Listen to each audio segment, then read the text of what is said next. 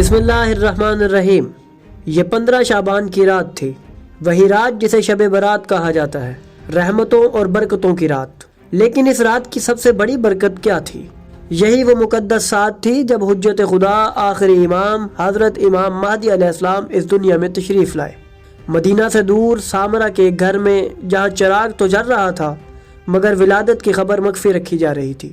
یہ وہ لمحہ تھا جب قدرت نے ظالموں کی سازشوں کو ناکام بنا دیا اور زمین کو اس کا آخری وارث عطا کر دیا۔ جناب حکیمہ خاتون فرماتی ہیں کہ اس رات کچھ غیر معمولی محسوس ہو رہا تھا۔ وہ شب زندہ دار تھیں، دعا میں مشغول تھیں کہ اچانک نور کی ایک لہر پورے گھر میں پھیل گئی۔ پھر ایک ایسا لمحہ آیا جس کی حقیقت صرف اہل بیت ہی جانتے ہیں۔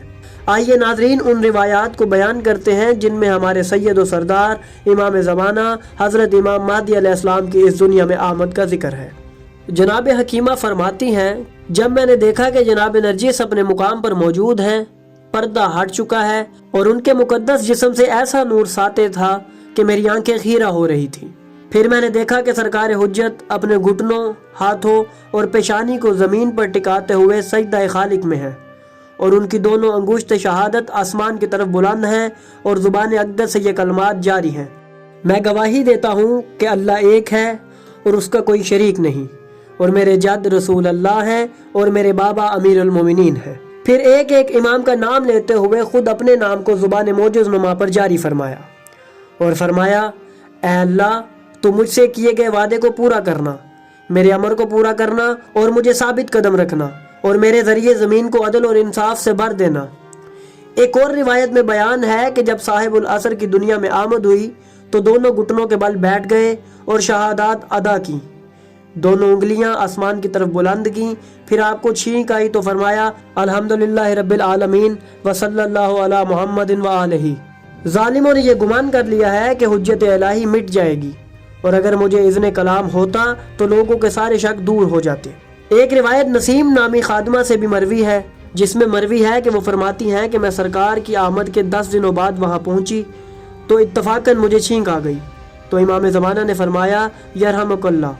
یہ سن کر میں نے فرحت محسوس کی تو فرمایا، سنو میں تمہیں چھینک کے متعلق ایک خوشخبری سناتا ہوں، وہ یہ کہ چھینک موت سے 3 دن تک امان کی نشانی ہے۔ امام حسن عسکری علیہ السلام کا ایک صحابی بیان کرتا ہے کہ جب امام زمانہ کی آمد ہوئی تو ان کے سر اقدس پر ایک درخشاں نور ساطع تھا جو آسمان کی بلندیوں تک جا رہا تھا، ہر سمت کو روشنی کیے ہوئے تھا۔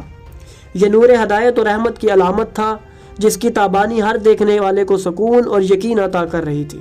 امام زمانہ نے اپنے رب کے حضور عاجزی اور خشوع کے ساتھ سر اقدس کو زمین پر رکھ دیا، گویا اپنی بندگی کا کامل اظہار فرما رہے ہوں۔ چند لمحوں بعد جب آپ نے سر اٹھایا تو آپ کے لبوں سے وہ کلمات جاری ہوئے جو توحید کی گواہی، عدل کی حقیقت اور دین الہی کی سچائی کا اعلان تھے۔ میں گواہی دیتا ہوں کہ اس کے سوا کوئی معبود نہیں، فرشتے اور صاحبان علم بھی گواہ ہیں کہ وہ عدل و انصاف پر قائم ہے، اس کے سوا کوئی معبود نہیں، وہی غالب اور حکمت والا ہے، بے شک اللہ کے نزدیک دین صرف اسلام ہے۔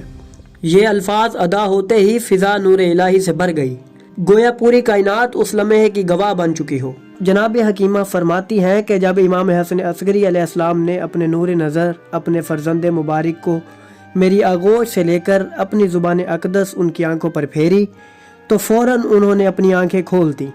پھر آپ نے اپنی زبان ان کے دہن میں رکھی، گویا انہیں نور نبوت و امامت کا ذائقہ عطا فرمایا، اور پھر اپنے مبارک ہاتھ ان کے نازک کانوں پر پھیرے جیسے حقیقت کے نغمے سننے کی استعداد عطا کر رہے ہوں۔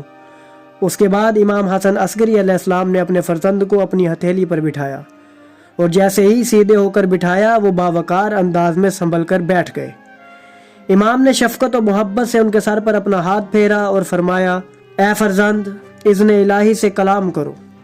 جیسے ہی یہ ارشاد ہوا سرکار ولی العصر نے اپنی گفتگو کا آغاز کیا، میں اللہ کی پناہ مانگتا ہوں شیطان مردود سے، اللہ کے نام سے جو بڑا مہربان نہایت رحم والا ہے، اور ہم ارادہ رکھتے ہیں کہ جنہیں زمین میں کمزور کر دیا گیا ان پر احسان کریں، انہیں پیشوا بنائیں اور انہیں وارث قرار دیں، اور انہیں زمین میں اقتدار بخشیں، اور فرعون، حامان اور ان کے لشکروں کو وہ چیز دکھائیں جس سے وہ ڈرتے تھے۔ پھر آپ نے آئمہ اطہار کا ذکر کیا اور رسول اللہ پر درود بھیجا، اور یوں دنیا نے پہلی بار اس نور خدا کی زبان سے کلام الہی کو گونجتے ہوئے سنا۔ وہ کلام جو قیامت تک اہل ایمان کے دلوں کو حیات بخشتا رہے گا۔ 15 شعبان کی وہ مبارک رات جب دنیا میں امید کی ایک نئی کرن طلوع ہوئی، جب تمام ادیان کے منتظر رہنما امام مہدی علیہ السلام اس زمین پر تشریف لائے۔ یہ رات ایک نئے عہد کی شروعات تھی، وہ لمحہ جب عدل کی صبح کے آثار نمایاں ہوئے اور ظلم کی تاریکی میں ایک دراڑ پڑ گئی۔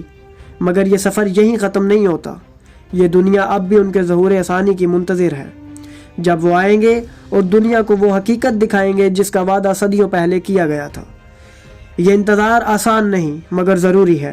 ہر ظلم جو آج ہوتا ہے، ہر مظلوم جو انصاف کا منتظر ہے، ہر دل جو حق کی تلاش میں بے قرار ہے، سب اسی گھڑی کی راہ تک رہے ہیں جب امام مہدی علیہ السلام دوبارہ جلوہ گر ہوں گے، زمین کو عدل و انصاف سے بھر دیں گے اور باطل کا مکمل خاتمہ کریں گے۔ وقت قریب آ رہا ہے، نشانیاں ظاہر ہو رہی ہیں اور دنیا اپنے آخری موڑ کی طرف بڑھ رہی ہے۔ اب بس انتظار ہے اس گھڑی کا جب وہ آئیں گے اور تاریخ کا رخ ہمیشہ کے لیے بدل دیں گے۔